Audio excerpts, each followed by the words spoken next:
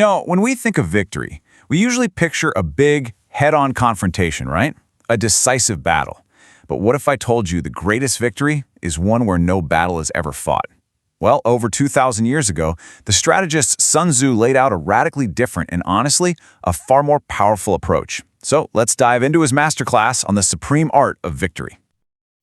Just let that sink in for a second. This single idea completely flips our modern notion of conflict on its head. It's not about having the biggest army or the most overwhelming force. It's about making that force completely unnecessary. True victory, the best kind, is achieved so cleverly that your opponent's will to fight just evaporates before the battle even has a chance to begin. So in this explainer, we're going to break down what Sun Tzu actually means by a true victory. We'll climb his ladder of strategic thinking, see the absolutely disastrous cost of impatience, figure out the cold calculation of when you should even engage, and finally, we'll look at the 5 essential qualities a leader has to have to win. Okay, so to understand how to win without fighting, we first have to totally redefine what victory even is. For Sun Tzu, it's all about preservation. The goal isn't to destroy, it's to acquire. Winning means you gain something valuable, not that you turn it to ash in the process. This contrast really says it all, doesn't it?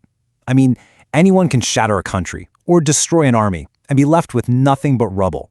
But the true master? They take the country whole. They capture the army entire. The prize is won totally intact, with all its resources preserved. Now that is a much more valuable victory. And this right here, this is the absolute peak of strategic genius. It's achieving your goals so perfectly that your own side suffers 0 losses. I know, it might sound impossible, but for Sun Tzu, this is the gold standard. It's a victory of the mind, not just a brute force. So how on earth do you pull that off? Well, Sun Tzu lays out a really clear hierarchy of options. The best way to think of it is like a ladder of strategic excellence. The higher you climb on this ladder, the more effective your strategy is. Let's see how it's built. Okay, down at the very bottom, the absolute worst policy of all is laying siege to a walled city. It's a costly, bloody, and time-consuming mess. A little better, but still not great, is attacking the enemy's army out in the open field. Now we're getting smarter. Preventing your enemy's different forces from even linking up in the first place is a much better strategy. But at the very top, the highest form of generalship is to balk the enemy's plans.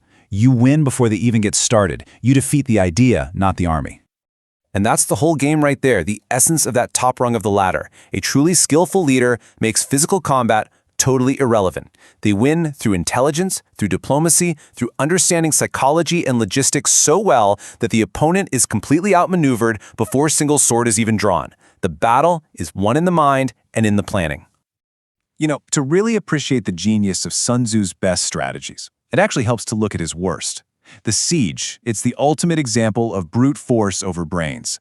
It's a strategy that's born from a lack of better options and, more often than not, a total loss of patience. Just look at the sheer inefficiency here. Before you even think about attacking, you're looking at a minimum of 6 months just for prep work. That's half a year of your army just sitting there, eating up resources, becoming vulnerable, all for the privilege of attacking the enemy at their strongest possible point. It is a strategic nightmare. And here's the brutal human cost of that impatience. When a general gets frustrated with the long wait, they often order a premature, really ill-conceived assault. And the result? 1/3 of their soldiers can be lost for absolutely nothing. The town isn't taken, and you've just crippled your own army. This imagery is just so powerful, isn't it? Like swarming ants. It just paints this picture of total chaos, a mindless rush to destruction that's driven by a leader's uncontrolled emotion. The point here is crystal clear. Anger and impatience are the enemies of strategy. They lead directly to catastrophic failure. Okay, so if brute force is such a bad idea, how do you decide when to engage? Well, Sun Tzu argues it's not about courage or aggression. It's about cold, hard math. It's about knowing your own strength compared to your opponent's and then acting logically. This table is basically a masterclass in strategic clarity. So the top 3 actions are pretty much what you'd expect. If you outnumber them 10-1, surround them. 5-1, attack. If you're evenly matched, you can offer battle. But check out the bottom 2. This is what's revolutionary. If you are even slightly weaker, the smart move is to avoid battle. If you are greatly outmatched, you must flee. This isn't cowardice, It's calculus. And this is such a critical mental shift. In so many cultures, retreat is seen as shameful, as cowardly. But Sun Tzu teaches us that avoidance and retreat are acts of pure intelligence. It's a recognition of reality. Choosing not to fight a battle you are probably going to lose is the foundation of preserving your strength so you can fight and win another day. It is a strategic choice, not a moral failing. So all of these strategies, knowing when to fight, how to plan, how to avoid these costly mistakes, they all depend on one single thing: the quality of the leader.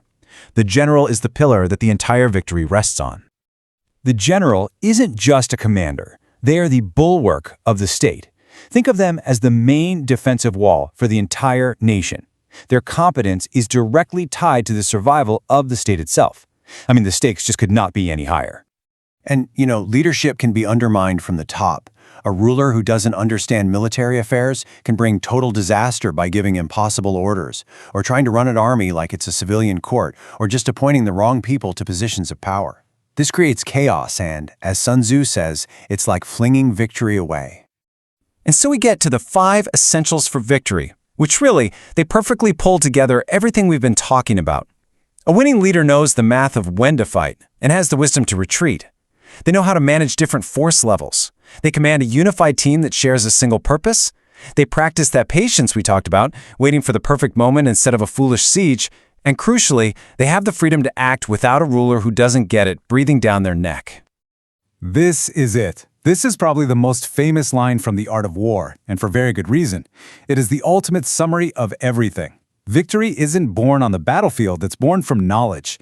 Deep, unflinching knowledge of your own strengths and weaknesses and those of your opponent. Once you have that knowledge, fear disappears, and success just becomes a matter of execution. Look, Sun Tzu's principles are absolutely timeless because they're not just about war. Every difficult negotiation you have, every tough business decision, every personal challenge, they're all potential battlefields. So the question I want to leave you with is this. Where in your own life are you preparing for a costly, brutal siege when a more intelligent strategy could deliver a quiet, a complete, and a lasting victory?